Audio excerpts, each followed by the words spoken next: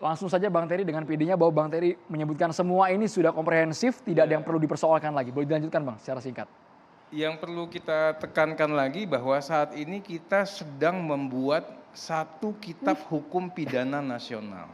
Itu penting banget. Jadi apa yang baik bagi suatu negara tentunya akan diimplemented. Nah, kita sudah kaji, sudah cari satu persatu. Bicaranya mengenai perluasan zina. Kita nyari ke Muslim sampai ke Mekah, Hindu sampai ke India, semuanya kita gali, Pak. Ya. Nah, kemudian saya bicara lagi mengenai masalah sanksi. Penjara penuh di mana? Semua sanksinya kita downgrade. Dan pakai kalimat atau, artinya nggak mesti menjalankan pidana dengan denda, bayar pengawasan dan sebagainya. Dan semua redaksi diperhalus, tapi tegas. Artinya apa? Sulit untuk menjerat. Jadi nanti nggak usah khawatir. Nah, 218 sudah kita buktikan. Nah, kenapa untuk medsos naik sedikit? Bandingannya harusnya apa? Lihat undang-undang ITE. ITE-nya 6 tahun sama kita jadi 4 tahun. Oh, emang kenapa? Iya, ini KUHP ini rekodifikasi. Tadinya penghinaan 310-311 dikeluarkan, dekodifikasi jadi ITE dan sebagainya. Sekarang kita tarik kembali, rekodifikasi. Nanti begitu KUHP ini disahkan, ITE-nya hilang. Berlakulah yang 4 tahun Anda tidak dihukum. Kurang demokratis apa itu? Nanti ini coba Bang Terry, direnungkan menarik kembali. kalau sudah menyinggung soal ITE, kita bicara pasal 218 okay. ya. 218 tadi menarik karena isunya TV One itu menghina penguasa 3,5 tahun. 30 detik ya Bang. Ya. Kita katakan ini deliknya delik aduan. Pengecualiannya untuk kepentingan umum, mengatakan membela diri sendiri, mengatakan yang benar, itu bisa tidak dihukum. Kemudian harus dilakukan pengadunya langsung presiden atau wakil presiden. Dan sekarang pasalnya udah ada, ya yang 218 dihapus, yang tadi 240-nya masih ada. Nggak ada yang pakai pasal ini, Pak Jokowi tidak pakai. Ya, udah ada, masih ada pasalnya. Nah, kenapa begitu penghinaan itu ya? Pasal itu sudah dihapus soal penghinaan. Bukan yang 218, pemerintahan yang sah 240-nya masih ada. Sebentar. Memang pasal yang saya masih lanjutin ini. Jangan disesatkan. Jangan disesatkan dulu. 218-nya eksis. Bang Terry bilang semua negara di dunia pakai. Nanti saya sudah sebut negara yang tidak pakai. Ini saya bacakan. Pasal penghinaan terhadap pemerintahan umum ya. Ya. Nah, mana Oke, negaranya? saya jelasin ya. Di Denmark ada, di Belgia ada, di Jerman ada, Islandia, Italia, Belanda, Portugal, Slovenia, saya perlu Swedia, luruskan Inggris. ya. Enggak, sebentar dong. Di Anda Eropa, objektif dong. Ya sebentar. Anda nanya di mana? Eropa. Saya jawab negaranya di mana. Tadi saya tanya, Anda jawab seluruh dunia. Anda nanya Amerika ada nggak? Amerika tidak punya KUHP, tapi Amerika mengatur, menghina kepada negara. Dimana? Nanti saya kasih Dimana? ya. Ada. Wong Biden baru dibilang moron kemarin. Di mana ada? Kita baru Trump bahas dibilang pasal ini, Pak. idiot. Enggak, kita baru bahas pasal ini. Kapan orang di penjara tapi menghina sanksinya presiden? karena tidak ada KUHP. Hanya di negara ini yang mau perdata. dihidupkan kembali. Bisa. Di Eropa ini sudah ada. ditutup buku itu. Anda jangan kecuali menyesatkan di dulu. Polandia. Sebentar, Anda nanya sama saya. Di Ya, negara Anda mana sudah menjawab saya di sebutkan? seluruh dunia. Kemudian Anda nanya di Amerika ada nggak? Saya tidak bilang ada kan? Amerika tidak punya KUHP, Ya sudah. tapi bisa melakukan gugatan Tidak. presidennya. Apa contoh kasusnya? Enggak bicara kontak, diatur atau tidak. Anda nanya jangan Di mana diatur orang KUHP aja tidak ada? Bukan, tidak pakai KUHP.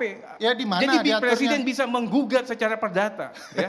Perdata itu semua orang, itu prinsip orang per orang, ini pidana, Bung. Presiden, as a president, dia bisa gugat perdata. Poinnya sudah kita tangkap. Kalau perdata Bang bisa Terry kita cukup, perdata. Bang Terry cukup dulu nih sedikit. Bang Terry ya. cukup, Bang Adi Armando. Saya nanya ke Anda mahasiswa. kebagian berbicara. Mahasiswa adik-adik saya nih, adik-adik saya ngatakan tadi.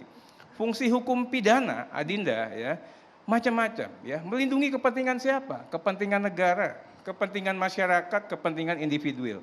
Masyarakat atau negara, kepentingan negara mana yang dilindungi?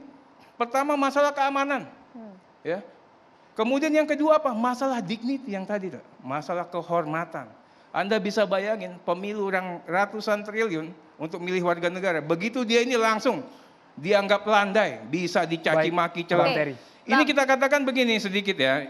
DNA-nya penghinaan itu di mana-mana perbuatan tercela, baik dari aspek agama, aspek moral, sosial kemasyarakatan dan sebagainya. Ya, makanya kami merumuskan ya untuk mengatur seperti itu. Bang Terry, saya kalau mau begitu, kasih contoh kasus saja untuk Bang Terry. Suatu waktu Nabi Muhammad tuh dihina seorang nenek-nenek. Tidak pernah itu nenek-nenek dipidana.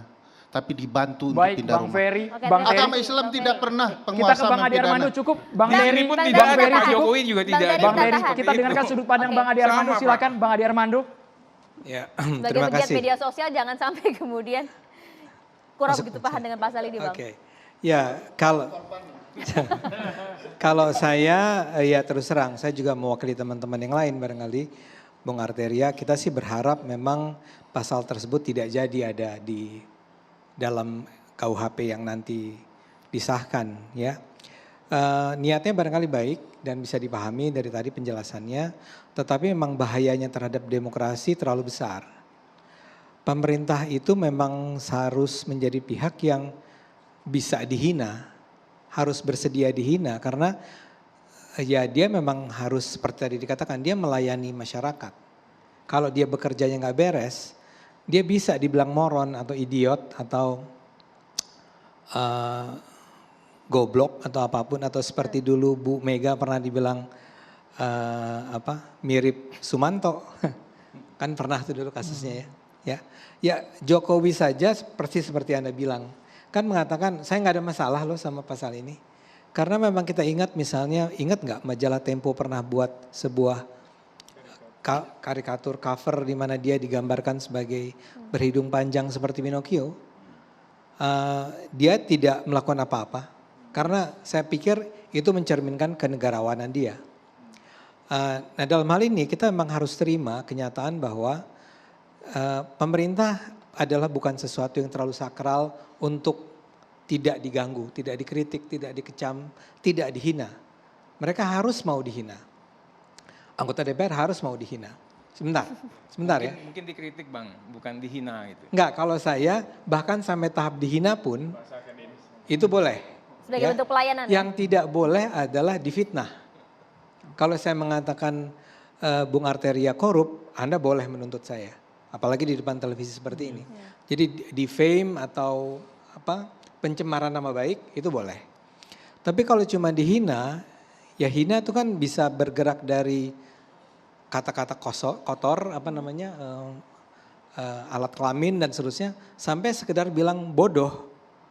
Kamu tuh bodoh, kamu tuh nggak pantas jadi presiden lagi atau jadi menteri atau apapun. Enggak masalah itu Bang ya. Nggak masalah mestinya. Saya khawatirnya begini Bung Arteria, begitu itu dilarang, kita betul-betul akan bungkam. Tadi teman-teman nanya, Bang Ade gimana? Ya udah saya diem aja, saya akan ngomong yang baik-baik aja. Saya akan puji-puji aja pemerintah yang manapun, DPR yang manapun, saya akan bilang oke, bagus kok kerjanya. Nanti Cokro TV nggak seru lagi, Bang. Siap, tutup. Nah dengan gini kita berharap bahwa, saya kembalikan dulu deh ke Universal Declaration of Human Rights, itu jelas kok, kebebasan berekspresi itu bebas, kekecualian terhadap kebebasan berekspresi itu hanya ada 4. Pertama adalah kalau itu sampai melanggar hak asasi orang lain, dalam hal ini fitnah. Kedua adalah kalau ini sampai mengganggu ketertiban umum. Ketiga adalah kalau dia sampai membahayakan general welfare. Dan satu lagi kalau melanggar moral. Jadi kalau memang KUHP ini mau turun tangan, yang harus diatur tuh public ordernya. Jadi yang harus dicegah jangan sampai terjadi kerusuhannya.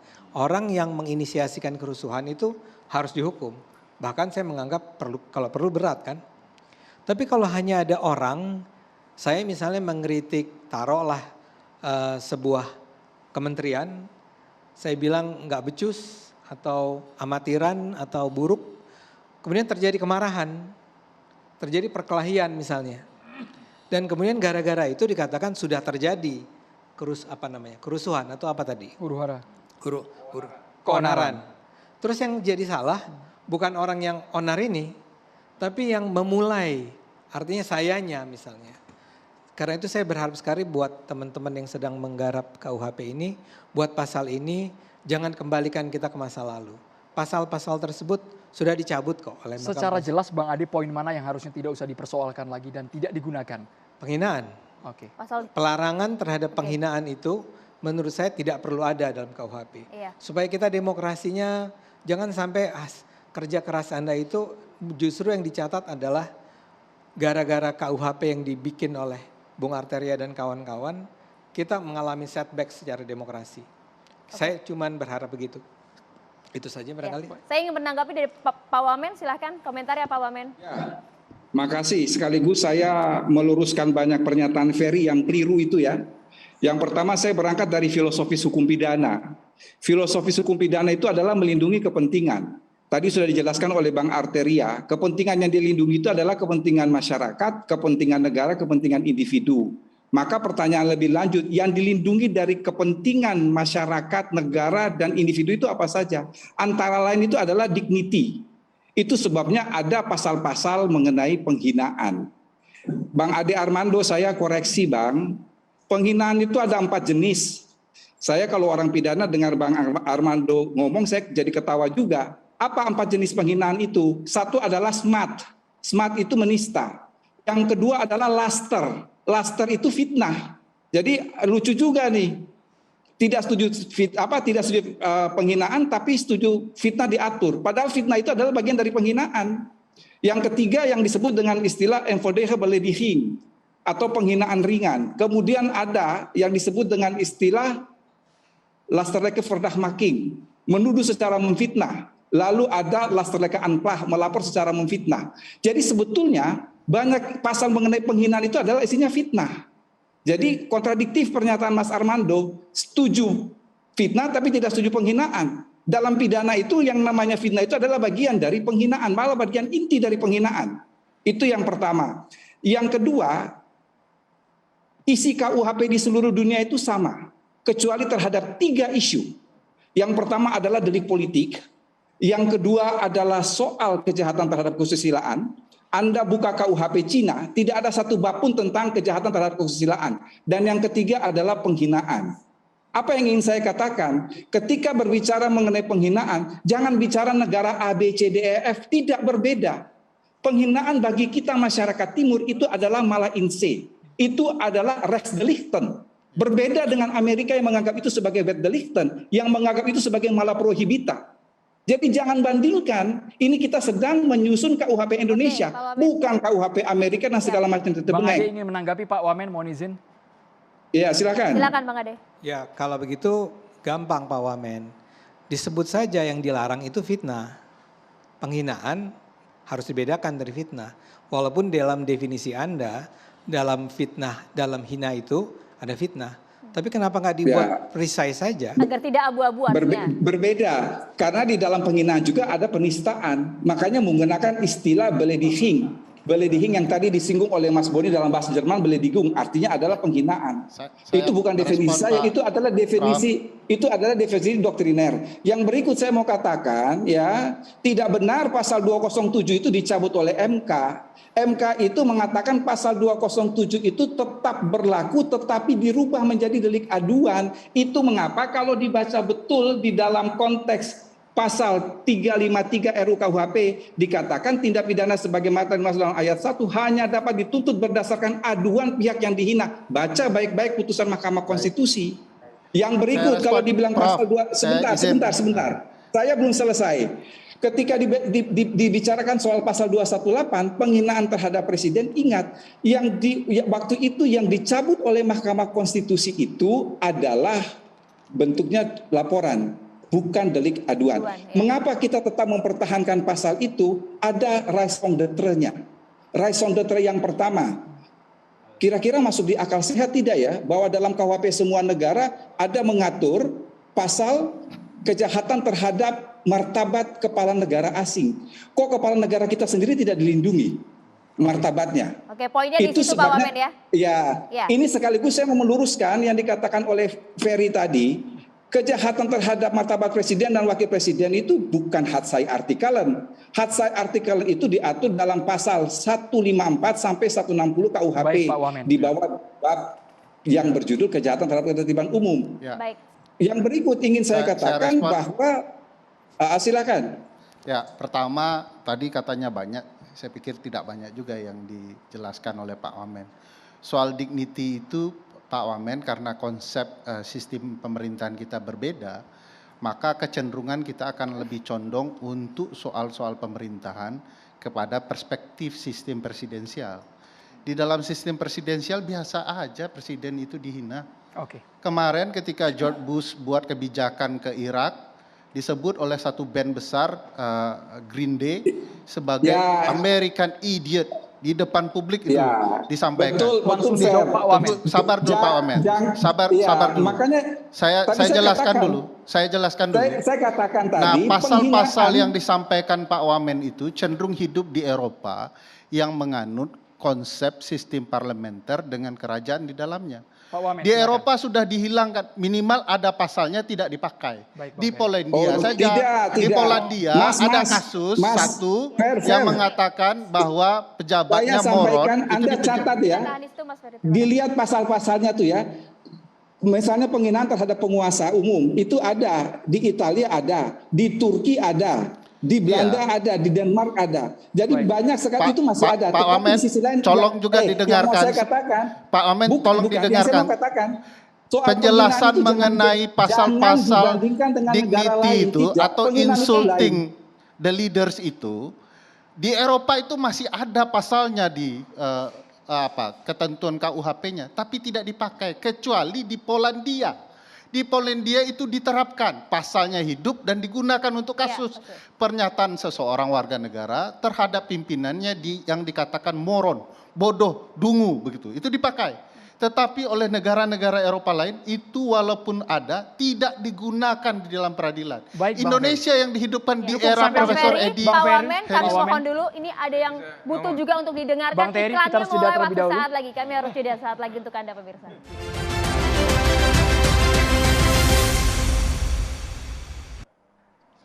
Ya pemirsa, kita sudah kehadiran Kiai Haji Syarif Rahmat di studio. Assalamualaikum Pak Kiai. Wabarakatuh. Silakan. Ya.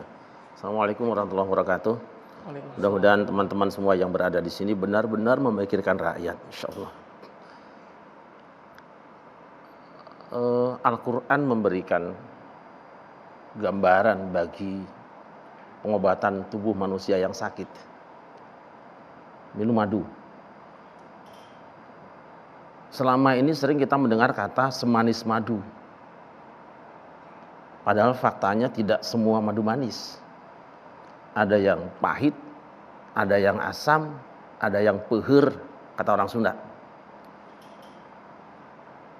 Madu-madu itu semua bisa dikonsumsi. Tergantung stabilitas tubuh manusia apa yang terganggu. Semua madu itu syifa'ul linnas, diproyeksikan untuk menyembuhkan penyakit instabilitas tubuh manusia. Nah, kejahatan, keburukan itu penyakit sosial itu. Dia harus disembuhkan dan harus ada vaksinnya. Tentu tidak semua obat itu manis. Ada juga yang pahit lah. Ya kalau anak-anak yang masih baru kemarin merdeka mungkin masih butuh dengan obat yang manis. Tapi dalam situasi tertentu ketika penyakit itu sudah berat mungkin dia butuh obat yang pahit. Dan orang tua bukan cuma madu yang pahit. Dia bahkan akan mencari sendiri jamu yang paling pahit asal aku sembuh. Asal badanku sehat. Siapakah orang tua bangsa hari ini? Ketika corona menjangkit, semua dokter bicara. Ada yang sekedar suruh pakai masker, naik dikit jaga jarak. Kemudian ada yang sampai vaksin. Dan bagi yang sudah parah benar, mau tidak mau bukan cuma isolasi mandiri, tetapi juga dirawat di PRJ, di rumah sakit itu. Ada orang-orang yang sok tahu mengatakan ini apa? Biasa saja. Korbannya banyak. Tetapi mereka yang pernah dirawat karena benar-benar kena COVID-19, dia mengatakan terima kasih kami sudah dirawat. Berat memang meninggalkan keluarga, pahit benar, tidak bertemu orang. Tapi ini obat yang menyembuhkan. Tetapi satu yang harus catat. Madu itu bisa menyembuhkan penyakit orang tanpa meninggalkan bekas dampak. Tidak ada dampak negatifnya. Saya ingin bangsa ini punya obat yang bisa menyembuhkan penyakit sosial, tetapi tidak berdampak negatif sosial. Saya kira teman-teman kita DPR, saya berdoa mudah-mudahan semangat kalian untuk mengurus bangsa ini lebih tinggi daripada semangat kalian semua mengumpulkan suara di pemilu. Dan saya berharap gairah pemerintah untuk menyembuhkan penyakit sosial, penghinaan, penistaan lain sebagainya, lebih semangat daripada ketika berkeliling sosialisasi dan pencitraan dan sebagainya. Mudah-mudahan biaya penyembuhan penyakit masyarakat ini juga bisa dianggarkan oleh DPR yang lebih besar. Dan para ulama insya Allah siap turun menjadi dokternya. Dan umumnya mereka itu orang-orang yang gratis karena Tuhan yang membayarnya. Saya kira itu saja. Terima kasih. Assalamualaikum warahmatullahi wabarakatuh. Waalaikumsalam warahmatullahi wabarakatuh. Terima kasih banyak Haji Syarif Rahmat, Bang Arteria, Bang Boni Hargen, kemudian Mas Melki. Terima kasih juga Pak Wamen, terima kasih Bang Ade Armando, Pak Abdul Fikar, terima kasih juga Bang Ferry. Pemirsa, kita akhiri catatan demokrasi hari ini. Terima kasih atas perhatian Anda. Saya Maria Segaf. Dan saya Andrew Medan Merkuri. Terima kasih. Selamat malam. Sampai Sampai jumpa. jumpa.